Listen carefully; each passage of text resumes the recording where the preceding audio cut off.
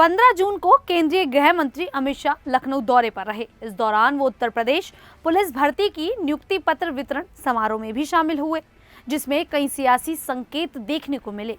इस आयोजन में शाह ने मुख्यमंत्री योगी आदित्यनाथ की तारीफ की, उन्हें लोकप्रिय और सफल मुख्यमंत्री कहा, लेकिन उप मुख्यमंत्री केशव प्रसाद मौर्य को मेरे मित्र कहकर संबोधित करने से राजनीतिक गलियारों में हलचल मच गई। इस बयान को योगी और मौर्य के बीच तनावपूर्ण संबंधों के संदर्भ में देखा जा रहा है। साथ ही शाह के दौरे से पहले योगी सरकार के विज्ञापन में शाह की तस्वीर न होना भी कई अटकलों को हवा दे गया।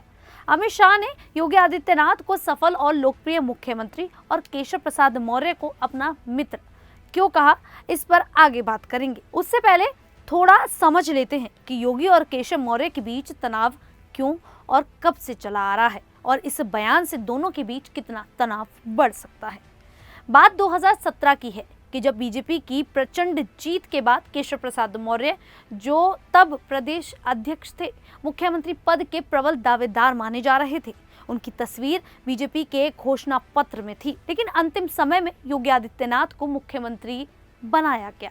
इससे केशव मौर्य की नाराजगी की खबरें उभरी, जिसके बाद योगी और मौर्य के बीच तनाव की खबरें समय समय पर सामने आती रही हैं। उपचुनावों और सरकारी कार्यक्रमों में दोनों के बीच दूरी देखी गई। 2024 में लोकसभा चुनाव में बीजेपी की सीटें घटने के बाद मौर्य ने संगठन की कमजोरी को हार का कारण बताया, जबकि योगी ने अति आत्मविश्वास को जिम्मेदार ठहराया। केशव प्रसाद मौर्य का कद जितना घटता रहा, उतनी योगी से नाराजगी देखने को मिलती रही। इतना ही नहीं, मौर्य 2022 के विधानसभा चुनाव में सिराथू सीट हार गए थे, फिर भी उन्हें डिप्टी सीएम बनाए रखा गया। हालांकि उनके राजनीतिक प्रभाव में कमी आई। अब बात करते हैं कि अमित शाह के संबोधन की, जिसमें उन्होंने केशव प्रसाद मौर्य को अपना मित्र कहा और योगी आदित्यनाथ को सफल मुख्यमंत्री।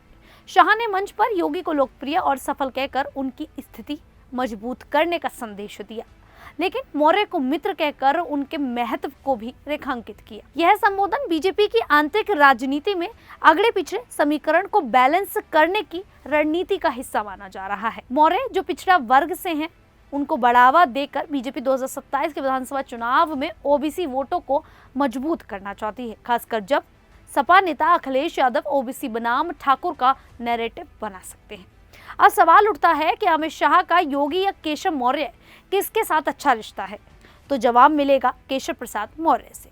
वो इसलिए जब शाह बीजेपी के राष्ट्रीय अध्यक्ष थे, तब मौर्य यूपी बीजेपी के प्रदेश अध्यक्ष थे। दोनों के बीच नजदीकी रिश्ता रहा है और मौर्य अक्सर शाह के साथ अपनी तस्वीरें सोशल मीडिया पर साझा करते हैं।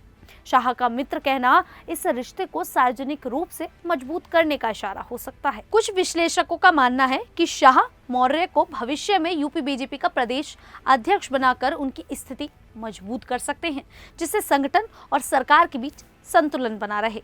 लेकिन इस बीच एक सवाल सोशल मीडिया पर काफी तैर रहा है कि शाह के दौरे से पहले योगी सरकार के विज्ञापन में पीएम मोदी और योगी की तस्वीरें थी, लेकिन मुख्य अतिथि शाह की तस्वीर नजर नहीं आ रही थी। सोशल मीडिया पर इसे शाह योगी के बीच तनाव के रूप में देखा गया। कुछ एक्स पोस्ट में दावा किया गया कि योगी ने शाह को जानबूझकर नजरअंदाज किया। ऐसा क्यों हुआ, वो भी बता देते हैं। दरअसल 2024 के लोकसभा चुनाव में यूपी में बीजेपी की हार के बाद शाह और योगी के बीच खटास की खबरें थी।